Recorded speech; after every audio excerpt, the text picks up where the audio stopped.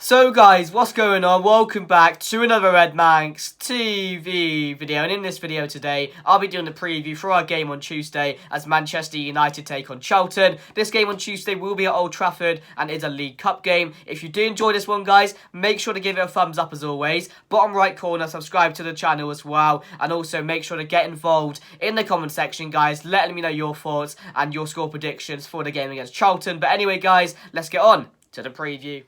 So guys, what's going on? So this Tuesday is Manchester United taking on League One Charlton Athletic in the quarter-final of this year's League Cup competition. Going into the game on Tuesday, Manchester United have a very good opportunity to book ourselves a place in the semi-final of this competition, and we're only 2 games away from potentially winning our first trophy in a very, very long time. And it'll be Erik ten Hag's first trophy for Manchester United in his first season at the club, and that would be absolutely amazing. So hopefully he can get a trophy in his hands of this season, and the Carabao Cup looks the best opportunity to do it, with us already being in the quarter-final. But we still have the FA Cup, which we have to go for. It's a good opportunity to win that one. The Europa League against Barcelona, I'm looking forward to that game, but it's a much more difficult task to get past them over 2 legs as well. So the Carabao Cup, for me, we have to throw everything into it now. We're so far into it, and again, we shouldn't have no trouble getting past Charlton. Then we're in a semi-final. We get past the semi-final, we're in a final, and that final could potentially be a Manchester derby as well. So there's a lot of things to look forward to,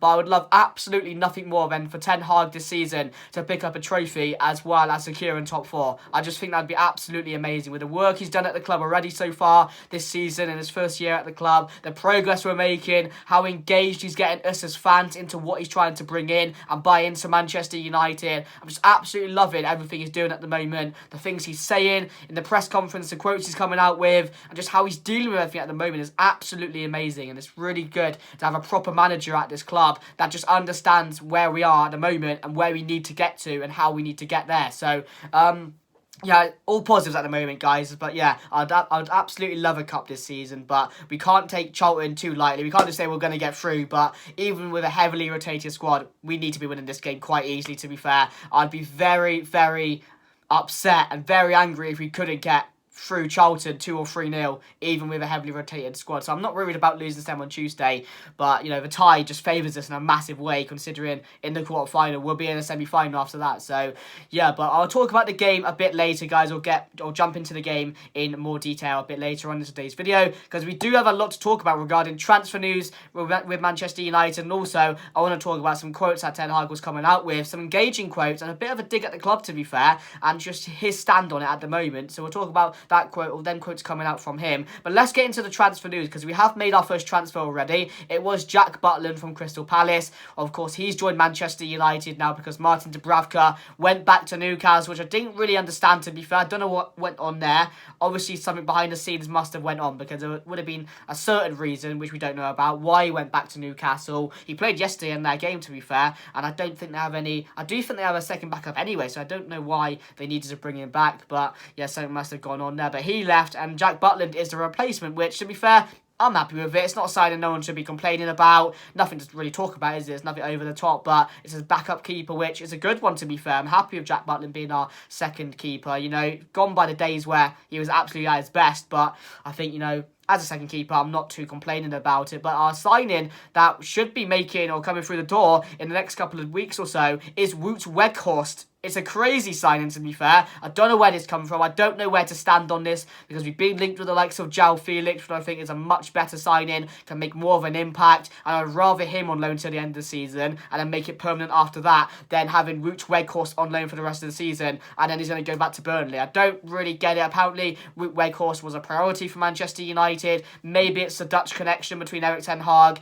and Wout Weghorst making a transfer happen. I'm not too sure, but what is he going to offer other than being an absolute stick up top and offering stuff and offering height in the box? What else is it going to offer than that? At least if you bring in João Felix, you know, a very quality player, very sensible, you know, knows the game. We know his quality. You know, we know he has quality there. He may not be showing it at Atletico Madrid this season. Far from. He's been absolutely terrible when I've been watching him and from what I'm hearing. But if he can have just a fresh start, a new club at Manchester United, at least till the end of the season, I think the impact he can make at this club will be a big one, especially under the way Ten Hag likes to play. He's not suiting that Diego Simeone system. So I would be going out for Felix, but it's just that thing again of the club not backing the manager at the desperate times where we need to back him. We need a striker desperately. We've seen it with Martial on the pitch. He needs competition. Wout Weghorst is going to come in. He's not going to add that competition. You know, that's a championship caliber player. He's been in the Premier League before. He couldn't hack it. And of course, maybe he might come in. He might make an impact for 1 or 2 games. He may look good for 1 or 2 games. But he's not a player which is reliable, like a Felix or someone like that can do a job for you. And that's why I don't know where to stand on this, because it's a random ass signing and I'm not too happy with it, because I thought we were gone by the days where we were signing people for absolutely no reason, and that's what we're doing with Weghorst. I know people may say, oh, it's an extra backup at striker, maybe you can add something, you know, you can maybe improve Martial's game, and you might have a good point in that. It may help Martial kick on and improve a bit more than he's doing at the moment, but, you know, how many signings have been Ten Hag's so far? How many signings? You know, you had Anstey, which was Ten Hag signing, he wanted Eriksen. Other than that, Casemiro, Malacia, Wout Weghorst will not be Ten Hag signings. I don't care whatever you say. If he comes out and says they are, they're not his signings. You know, Anstey and Thingy were, and they're making an impact at the moment. But, you know, we need to start backing this manager seriously in the times we need to back him. And at the moment, bringing in Wout Weghorst, I'm not too sure on that. Memphis Depay was linked with it, to be fair. And would I take him back? Definitely over Wout Weghorst. I don't know if he has the quality anymore. Doesn't seem it, but I'd be happy with Memphis Depay or João Felix. But if you're bringing in Weghorst, you need to bring in Felix as well. Probably won't happen, but that's what you need to do if you want to bring in Weghorst. It's a bit of a weird one, to be fair. I don't know where it came from or how it happened, but it has happened, and it does look like it actually is going to happen, considering Weghorst was touching the Besiktas badge, who he's on loan to at the moment, like it was his last game. So that's a bit of a weird one, guys. But let me know your thoughts on it, guys, because it's very, very interesting. But I want to talk about one of the quotes that Ten Hag was coming out with the other day, which I thought was really, really good. It was a very engaging quote, which caught my eye a lot. It was like, signings in the past at Manchester United have been average. Average doesn't belong here to build this club back up to the top. And I thought that quote was absolutely amazing from Ten Hag. And I think it's just what the fans want to hear. A manager which gets it. A manager which, you know, knows all about Manchester United and where we need to be. And we need to bring in players which are only going to make an impact at this club. So I was really happy with that type of quote, because you wouldn't come out and see Ranić saying that. You wouldn't come out and say Ollie saying that, because they're just protectors from the board. So overall, I was really, really happy with the stuff he's saying at the moment is absolutely brilliant, and he knows about this club. He believes in this club, and he's making us fans engage with him. He's making us all into his project, what he's trying to build at Manchester United, and we honestly haven't had that since Sir Alex Ferguson. So I think we're in good times at the moment. I'm positive, I'm believing in the side, I'm believing in what Ten Hag will want to do. But saying all this, guys, I will put my team on the screen now. So then, here's my team going into the game. So I've got Jack Butland to make his debut for Manchester United in net. Then I have got Malacia at left back, Wan-Bissaka at full back. Then I have got the centre back pairings of Lisandro Martinez, who I do expect to start this game, just so we can get his minutes up and we can get him raring to go for the game against City on a derby on Saturday. And I've got Will Fish next to him. Hopefully he can get some minutes in this game. I wouldn't put in Lindelof or waste any time putting in Maguire or anyone like that. So I have gone with Fish to start this one. Then in the midfield, I've gone Fred alongside Charlie Savage. I want Savage to get some minutes here. Looked good in pre-season when he came on. I do think it'll be his only time to really start a game this season for Manchester United, or especially the first team. So I have gone Charlie Savage to start this one alongside Fred, who's looked good when he's came on off the bench, and I think will start this game. Maybe you'll see another reserve in there, you're not too sure, but I would want to show up that midfield a bit. And I've got Garnacho,